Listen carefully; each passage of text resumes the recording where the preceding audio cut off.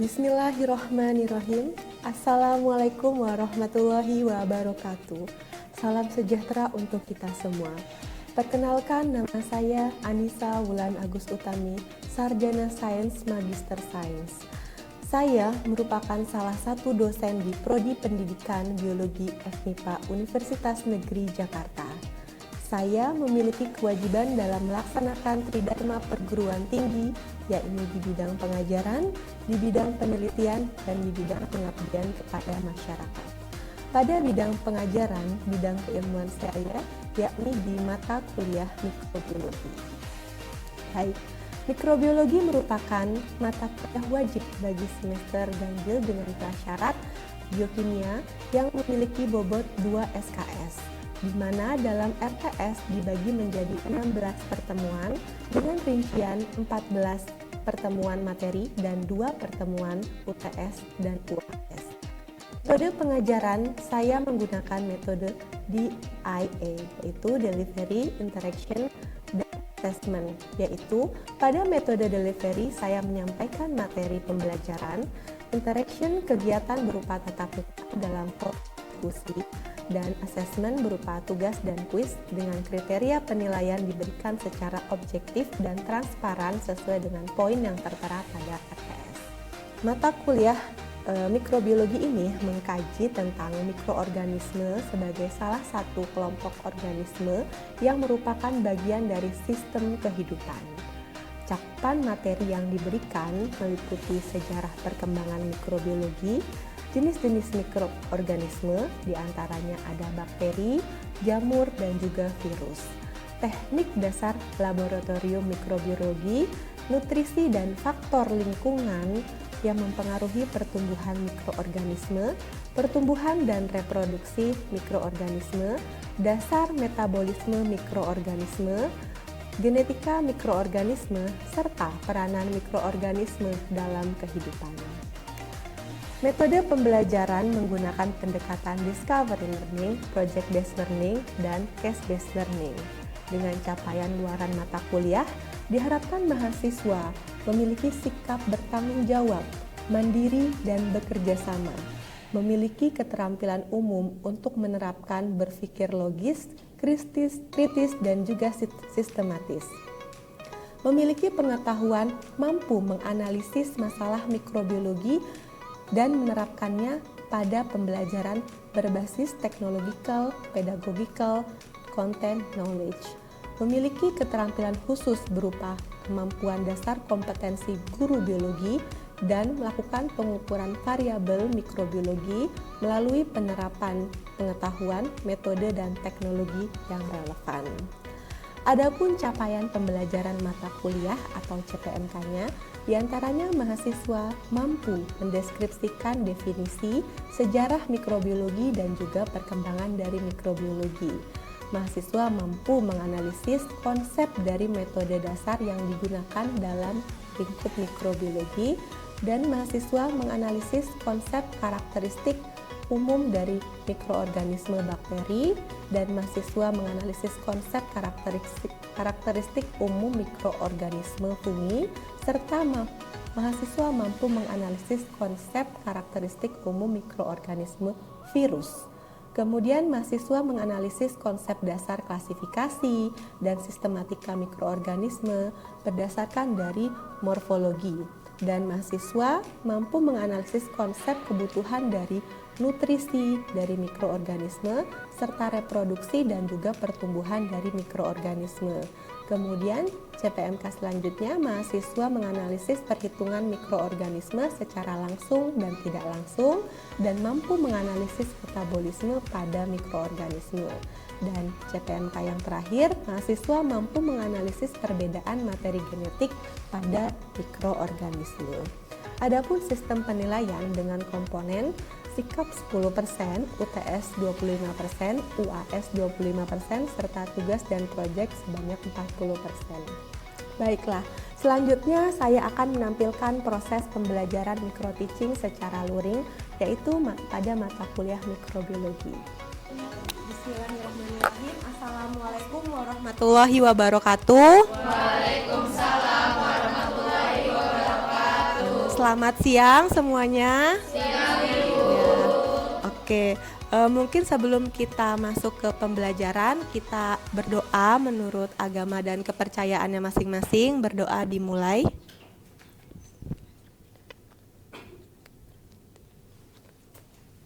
Berdoa selesai. Baik. Kita masuk ke materi berikutnya ya. Kemarin kita sudah belajar mengenai bakteri, kemudian fungi, dan ada salah satu makhluk hidup lainnya yaitu adalah virus ya. Ada yang sudah tahu virus itu apa? Boleh? Siapa? Sherin, silahkan. Yang bisa menyebabkan berbagai penyakit. Mikroorganisme. Bedanya dengan bakteri dan juga fungi apa? Ada yang bisa melengkapi? Ya. Anissa, silahkan Anissa. Saya mau izin coba Ibu, kalau misalnya kita tahu kalau misalnya virus itu dia kerjanya dengan menginjeksi gitu kan. Misalnya bakteri itu biasanya penularannya bisa dari mungkin makanan gitu. Kalau misalnya virus kan kita harus mungkin berkontak dengan orangnya langsung misalnya atau mungkin dari udara. Tapi kalau misalnya bakteri itu biasanya ada apa sih tempatnya apa ya namanya tuh? Ini bukan inang, bukan inang tapi ini apa sih? Substratnya, ada substansinya gitu misalnya di makanan. Itu yang saya ketahui Ibu. Oke, jadi baru potongan-potongan. Nah, harapannya setelah teman-teman mengikuti perkuliahan ini, teman-teman bisa memahami apa itu virus, karakternya seperti apa, kemudian dampaknya bagi kehidupan itu seperti apa. Teman-teman, kita sudah melewati masa-masa kelam ya, masa-masa pandemi COVID itu disebabkan oleh salah satu virus ya.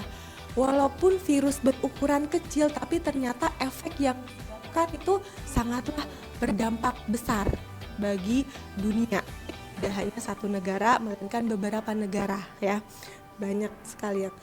Nah, kita harus tahu virus itu ya tadi makhluk mikroorganisme, benar, salah satu mikroorganisme yang bisa mengakibatkan penyakit. Karena apa? Karena adanya racun katanya di situ. Virus sendiri berasal dari kata Latin ya, bahasa Latin yang artinya kemudian artinya poison ataupun racun ya di situ. Virus itu dari bahasa Latin artinya poison ataupun racun. Lalu apakah virus hidup atau tidak hidup? Hidup. Kenapa disebut hidup? Karena memiliki ciri-ciri seperti makhluk hidup ya, bisa berkembang biak, tetapi harus di dalam sel inang. Kalau di luar sel inang hanya berupa materi saja ya, materi biasa, materi makromolekul saja. Jadi virus itu dikategorikan antara hidup dan juga tidak hidup. Memiliki ciri-ciri hidup ketika dia berada di dalam sel inangnya. Kemudian antara makromolekul tidak hidup dan juga sel prokariotik hidup terdapat juga virus dan juga bakteriofag. Apa sih bakteriofag? Ada yang pernah dengar? Virus yang menginfeksi bakteri. Bakteri yang sekecil itu diinfeksi lagi oleh virus ya, yang kita kenal dengan bakteriofag. Jadi virus tuh macam-macam ya, inangnya bisa ke hewan, manusia, tumbuhan, bahkan bakteri sekalipun tidak luput dari invasi dari virus tersebut ya. Nah, virus ini terdiri dari inti asam nukleat, jadi memiliki DNA ataupun RNA. Kalau kalian kan DNA dan ada juga yang punya RNA. Kalau ini hanya DNA atau RNA. Salah satu saja. Dan lapisan pelindung dari molekul protein yang kita sebut dengan kapsid. Jadi asam nukleatnya itu dibungkus oleh protein yang kita kenal kapsid. Nah, kapsid itu terdiri atas kapsomer, subunit kecil protein membentuk suatu kapsid. Dan kadang-kadang juga terdapat lipid pada virus. Sederhana sekali ya dari virus ini. Berikut gambar dari bakteri yang terinfeksi oleh virus bakteriofag, ya, sehingga disebut bakteriofag atau virus T4 di sini. Nah, ini ukuran bakteri yang berwarna ungu ini. Nah, ini adalah ukurannya 0,5 mikrometer ya, segitu ya, kira-kira segini ada 2 mikrometer ya. Kemudian ukuran dari virusnya lebih kecil dari 0,5 mikrometer. Jadi sangat unik sekali untuk virus ini. Nah, berikut ukuran virus. Ada di sini ada perbandingannya ya. Ini adalah bakteri E. coli atau bakteri E. coli ya, kita sudah pernah belajar E. coli, bakteri. Kemudian yang sebelahnya lagi yang berwarna merah itu adalah sel darah merah ya, dari manusia. Nah, ini ukuran-ukuran dari virus yang sudah pernah dipublikasikan. Di antaranya tadi ada bakteriofag, adenovirus, rhinovirus, kemudian poliovirus ya, sudah pernah divaksin ya. Vaksin polio kan, vaksin itu adalah salah satu kandungannya ada yang virus yang dilemahkan ya, sehingga imunitas kalian terbentuk dan akhirnya terjaga dari serangan virus tersebut. Kemudian ada prion, ini sangat kecil sekali, biasanya menginfeksi ke otak ya. Kemudian vaksinia virus ya. Kemudian yang besar itu adalah Ebola virus. Pernah dengar Ebola virus? Ini pernah jadi kasus besar juga ya di sebuah negara di Afrika ya, dimana kalau sudah terinfeksi ini orang pun segan untuk mengurusi mayatnya ya, karena akan terkontak langsung dari udara, dari dari sentuhan ya. Dan ini mengakibatkan diare, kemudian perdarahan di sekujur tubuh. Kemudian untuk karakteristik dari virus tersebut, parasit ya, parasit obligat intraseluler. Kenapa disebut parasit obligat intraseluler? Karena parasit mengakibatkan penyakit intraseluler, dia di dalam sel inang, hanya di dalam sel inang. Kalau di luar sel inang dia tidak bisa apa-apa gitu. Makanya jaga tubuh kalian agar imunitas kalian terbangun dengan baik dan terhindar dari virus-virus yang ada di sekitar kita. Nah, lalu virus tadi karakteristik lainnya memiliki DNA ataupun RNA, hanya salah satu saja, baik bisa double strain maupun single strain.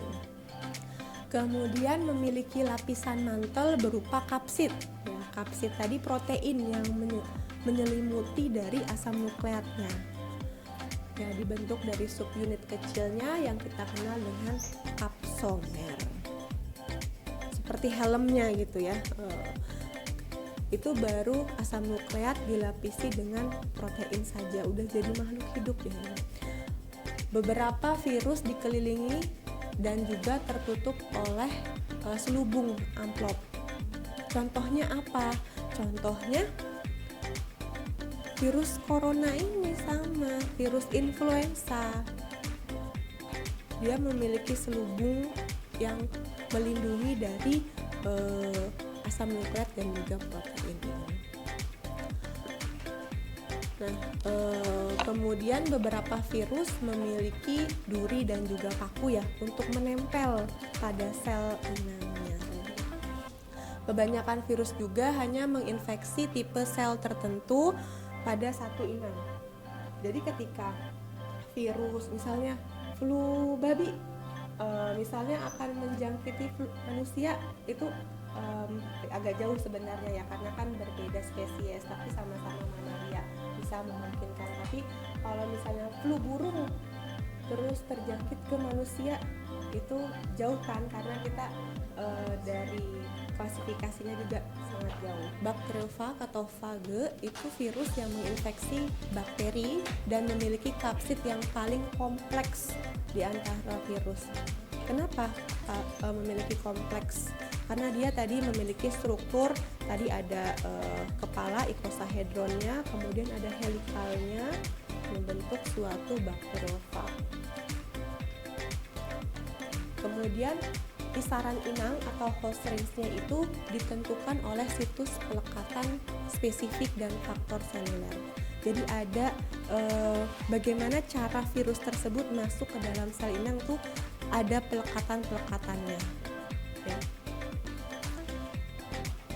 Salah satunya untuk bakteriofag ini ketika dia ingin menyerang bakteri, dia mengeluarkan suatu enzim lisozim sehingga dia bisa melubangi selnya, yang masuk apanya?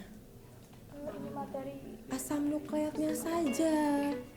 Yang lainnya enggak diajak. Nanti asam nukleatnya menjajah sel bakteri tersebut, sel bakteri bereplikasi, membelah diri, ikut juga dia membelah diri. Kemudian ada juga dia membentuk koloninya di dalam sel tersebut, lalu nanti keluar merusak selnya, dirusak selnya. Nah, ini kurang lebih bagaimana virus menginfeksi suatu host cell atau sel inang, kemudian nanti dia akan bereplikasi membentuk individu-individu baru yang kita kenal dengan virion. Ya. Nah, ini yang masuk, bayangkan ini adalah virusnya yang ini tidak bisa pakai ini. Ini adalah yang bagian bulat itu virusnya. Di dalamnya ada DNA, kemudian dikelilingi oleh kapsid. Nah, dia ketika masuk ke dalam sel akan melepaskan bagian-bagian dari virusnya tersebut. Ada DNA-nya yang masuk, kemudian kapsidnya akan melebur di sitoplasma. Nah, DNA-nya tadi akan melakukan replikasi, transkripsi, dan juga translasi membentuk protein-protein baru. Kemudian dirakitlah menjadi suatu kapsid baru, menjadi DNA yang baru. Kemudian baru dia akan merakit satu persatu dari virion koloni dan akan melisiskan si selnya. Akhirnya selnya akan rusak. Kemudian ini dari morfologinya, ada yang bentuknya polihedral seperti kubikal ya, kemudian ada yang helikal seperti batang ya, spiral silinder itu tobacco monovirus tadi TMV. Kalau yang kubikal contohnya adenovirus, kemudian virus corona tadi yang termasuk ke dalam polihedral. Lalu yang bakteriofag tadi masuk ke kompleks, nah, karena dia terdiri atas polihedral dan juga helikal. Punya serabut ekor juga di sini. Nah, dia lebih kompleks di situ. Ini lebih dari 20 subunit protein yang menyusun. Jadi dia masih kompleks. Nah, virus yang memiliki selubung amplop tadi ya. Nah, seperti ini kurang lebih contohnya. Jadi materi genetik dikelilingi oleh proteinnya, kapsidnya dibungkus lagi oleh sampul tadi. Kita bahas satu-satu ya, mulai dari polyhedral virus. Ini dilihat dari mikroskop ya, TEM, transmission. Nah, kurang lebih ilustrasinya seperti ini. Terdapat asam nukleat yang diselubungi oleh kapsid yang terdiri atas subunit kapsomer. Oke. Nah, ini contoh lainnya kapsomer yang terlihat di SEM pada mastadenovirus. Kemudian ini merupakan gambar dari virus yang memiliki sampul. Nah, jadi di dalam ini asam nukleatnya kemudian dikelilingi oleh kapsomer yang berbentuk helix ya, batang, lalu diselubungi lagi oleh sampul envelop ini tadi. Contohnya adalah influenza virus. Nah, influenza virus juga punya duri-duri spikes tadi untuk menempel pada sel inang. Ya. Kurang lebih ini influenza virus seperti ini penampakannya di bawah mikroskop TEM. Kemudian ini herpes virus ya, biasa menjangkit organ genital ya, herpes, penyakit herpes. Nah, penyakit herpes ini juga memiliki sampul. Jadi biasanya virus-virus yang ganas ya itu memiliki makromolekul lainnya ya tadi, sampul atau envelope tadi. Lalu yang ini bentuk helikal, helix ya, ini juga Ebola virus ya, yang Ibu jelaskan tadi di awal, mengakibatkan kematian ya pada penderitanya dan juga penularannya cukup masif sehingga mengakibatkan kejadian yang luar biasa pada suatu negara di Afrika ya. Bahkan mayatnya pun gak ada yang mau ngurus, digeletakkan aja gitu mereka, karena ya gampang tertular. Kita yang mau masuk ya kayak waktu kita pandemi itu pakai APD gitu, jadi sangat riskan gitu. Seperti HIV ya, kalau HIV kan menularnya bisa lewat cairan darah ya, seperti itu, tidak langsung menular lewat sentuhan seperti ini. Jadi harus hati-hati ya teman-teman. Virus ini juga tidak mudah disembuhkan ya. Nanti tadi contoh herpes kan di genital, berarti nanti kalau kalian mau berumah tangga tanya dulu, kamu punya penyakit menular seksual tidak gitu, atau penyakit yang diakibatkan oleh virus ini ya. Silahkan kerjakan kuis, mungkin bisa di scan atau linknya bisa diklik ya. Hanya 10 soal saja ya untuk keperluan asesmen. Oke, selain dari kuis tadi ada assignment, karena kita diharapkan untuk project based learning dan juga case based learning ya, dimana teman-teman nanti ini kan sudah berkelompok ya, satu kelompok 5 orang atau 4 orang, teman-teman nanti presentasi tentang contoh misalnya virus apa, kemudian strukturnya seperti apa, mengakibatkan penyakit apa, lalu penanganannya seperti apa kalau bisa ya. Dan yang kedua untuk case based learning ini kan kanker serviks, pernah dengar kanker serviks ya, di situ mengakibatkan kematian nomor 1 pada wanita ya menurut WHO. Dan ini ternyata disebabkan oleh virus Human Papilloma Virus atau HPV ya. Kaitannya apa sih antara HPV dengan cancer tadi? Dan bagaimana cara penanggulangannya ini bisa kalian akses di jurnal yang sudah saya terbitkan ya. Kemudian dari buku bisa jadi referensi teman-teman juga. Ini salah satu buku Ibu yang sudah terbit ber-ISBN. Alhamdulillah sudah digunakan di beberapa universitas. Ini judulnya Virologi Dasar ya. Kalau yang mau boleh nanti minta ke Ibu atau bisa akses online. Oke ya. Baik.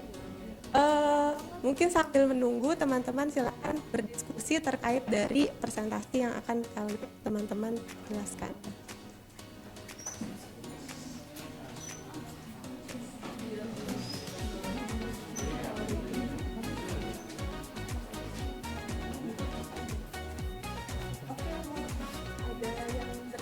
Untuk menjelaskan hasil dari tugasnya, boleh Ijat silahkan.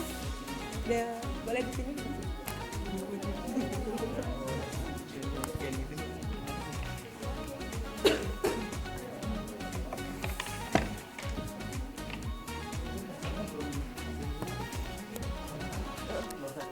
Langsung saja dijelaskan saja contoh virusnya apa, kemudian strukturnya tadi kan ada polisahedral, kemudian ada helix termasuk ke dalam apa gitu, kemudian dampaknya dan juga penanggulangannya.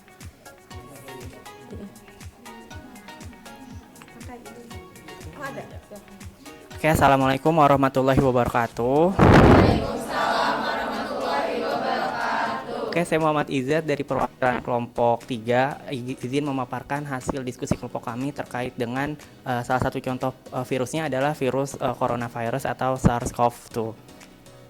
Untuk struktur virusnya, tadi untuk bentuknya, klasifikasinya kan tadi ada berdasarkan bentuk, terus berdasarkan jenis asam nukleatnya. Kalau berdasarkan bentuk, virus corona itu bentuknya polyhedral dan ada envelope, jadi berbentuk seperti bola. Kemudian di dalamnya itu materi genetiknya adalah RNA. Kalau klasifikasi Baltimore-nya itu dia masuk ke positif strain RNA.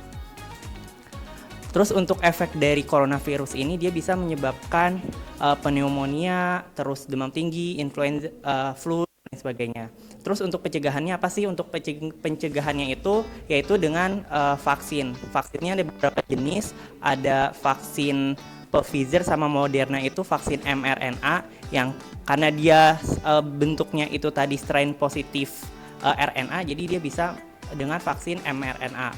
Kemudian ada vaksin yang diinaktifkan, yaitu vaksin Sinovac yang ada vaksin Sinovac itu coronavirus yang diinaktifkan. Kemudian ada vaksin AstraZeneca yaitu vaksin corona yang menggunakan vektor virus lain. Gitu. Mungkin itu aja, Ibu. Tangan untuk Ijat ya. Terima kasih Ijat sudah menjelaskan salah satu jenis virus yang sedang viral ya pada saat ini.